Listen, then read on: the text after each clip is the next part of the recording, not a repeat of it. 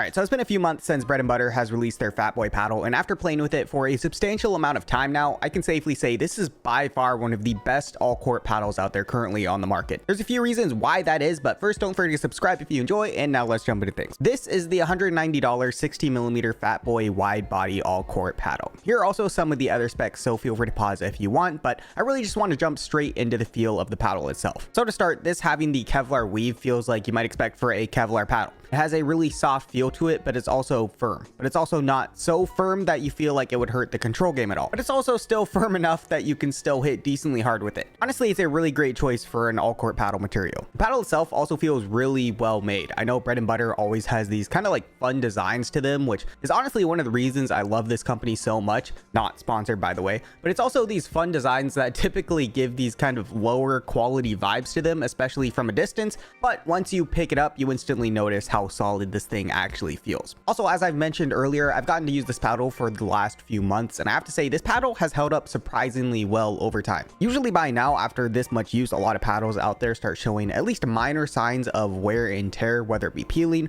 or even delamination, but the Fat Boy has remained pretty strong. Anyways, now let's move on to the power. Now obviously this is a wide body paddle, which in general they're just not known for their power. That said, the Fat Boy is actually not too bad in this area. Playing with it, I still felt really comfortable playing my game and hitting hard when needed, and it definitely felt stronger than most wide body paddles that I've used in this area. With all that said, everything did feel a bit tuned down from what I'm used to. My drives, for instance, didn't feel quite as strong as normal, and the same thing goes with things like overheads and volleys. And again, it's not a substantial difference, but it is enough that it is worth noting, and honestly, most of this just really comes down to the wide body shape itself. Like, it's just naturally more difficult to get more power out of them. The shape just makes it objectively harder. But even with all that, Bread and Butter really has done a solid job of making this paddle decent in this area. And I think a part of that also has to do with finding a solid balance between it being plush but still firm, so you can still generate enough power with it. I mean, it does have that Kevlar weave to it after all. But overall for power, I would give it a 6.5 out of 10. Now the pop on the other hand is a bit different. This paddle is surprisingly poppy for a 16mm, let alone a wide body paddle. This extra pop really helps complete this paddle because even though it is a wide body, it still can give you that aggressive power that you can use to help finish off points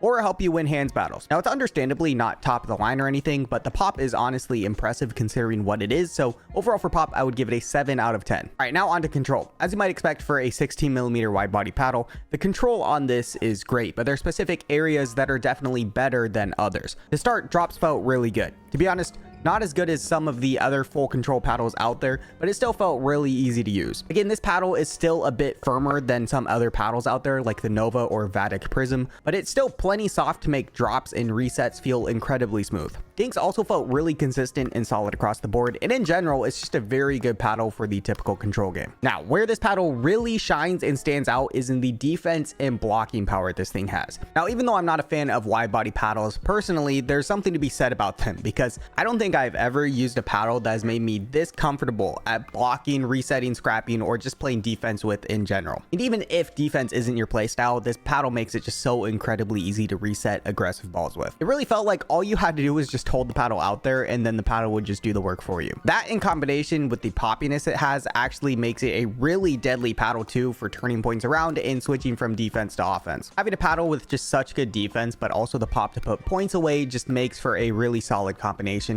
and it's also for that reason that this is just such a good all-court paddle. Anyways, overall for control, I would give this an 8 out of 10. All right, now on to spin. So honestly, the spin with this was fine. Nothing too crazy though. I've personally always struggled to get a lot of spin with wide body paddles in general, just because I find it hard to get under the ball enough, but I still felt like you could generate plenty of spin with this when needed. So overall for spin, I would give it a 6 out of 10. Okay, now moving on to the sweet spot. The sweet spot on this is honestly one of the most impressive parts about this paddle. Even though they say wide body paddles have the biggest sweet spot out of all paddles, sometimes it's actually very hit or miss. I think more than people think, but the Fat Boy is definitely a hit because the sweet spot on this is great. great. This was actually one of the things I actually loved most about this paddle, because I felt like no matter where I hit the ball with this, it still felt really good, and I rarely ran into dead spot issues with this. I'd even go as far to say that this honestly probably has had one of the most forgiving sweet spots that I've experienced so far with any paddle. Plus, of course, when you actually hit the real sweet spot with this, it feels even better. Still, having such a big sweet spot definitely has its perks, because it just enhances all of the other areas of this paddle. It just makes the control game that much more consistent, while also making things like drives a lot more smooth. So overall, for sweet spot, I would give this an 8.5 out of 10. All right, let's really quick talk about the cons of this paddle. Honestly, I don't have a lot of bad things to say about the Fat Boy, but if I had to nitpick a bit, I would say that the handle length could definitely be a con for some people. It's only 5.3 inches, so if you like longer handles, you might have a rougher time. A part of me also wishes that you could just drive and hit with this just slightly harder, but again, it really isn't too bad. It would just be the cherry on top for it. I would be really curious though to see if they ever made a hybrid version of this, because I think it would be really interesting to see what it's like. With all that said, now let's jump into my final thoughts. So overall, I honestly think that the Fat Boy is a really great paddle. It is really just a solid all-court paddle that does a little bit of everything, and it especially shines with resetting, blocking, and even hands paddles. Having a wide body paddle that is just that good at defense, but also has some offensive kick to it is just such a good combination. I know I've said that like 3 times already, but it really is. It just is so good together. And it's also one of those paddles that just feels great across the board to use too. All of that said, do I still think this paddle is still worth it months later?